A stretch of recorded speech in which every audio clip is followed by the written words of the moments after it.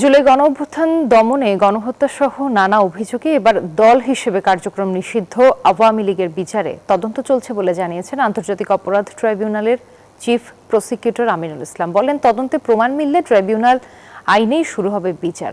আওয়ামী লীগের জোট সঙ্গীদের বিচার শুরু হবে কিনা তদন্ত শেষে জানা যাবে বলেও জানান তিনি। রবিবার ট্রাইব্যুনালে সাংবাদিকদের এসব কথা বলেন তিনি।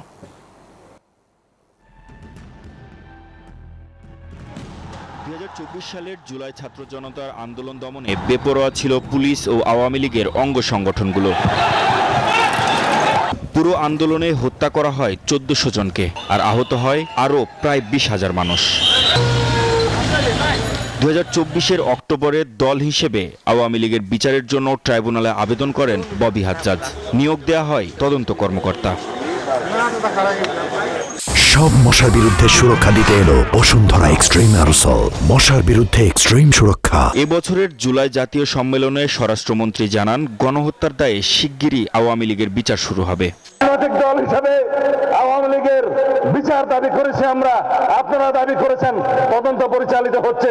ইনশাআল্লাহ খুব শিগগির রাজনৈতিক দল হিসেবে সেই রাজনৈতিক দলকে বিচারের কাঠগড়ায় নিয়ে যাওয়া হবে।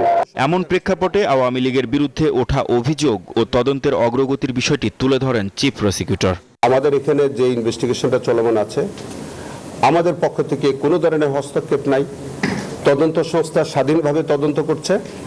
যদি আওয়ামী লীগের বিরুদ্ধে সংগঠন হিসেবে প্রাথমিক অভিযোগ প্রমাণিত হয়, তারা আমার কাছে রিপোর্ট সাবমিট করলে প্রয়োজনীয় ব্যবস্থা আমি নিব। জানান, আওয়ামী লীগের বিচার শুরু হলে সভানেত্রী হিসেবে আবারও আসামি হবেন শেখ হাসিনা।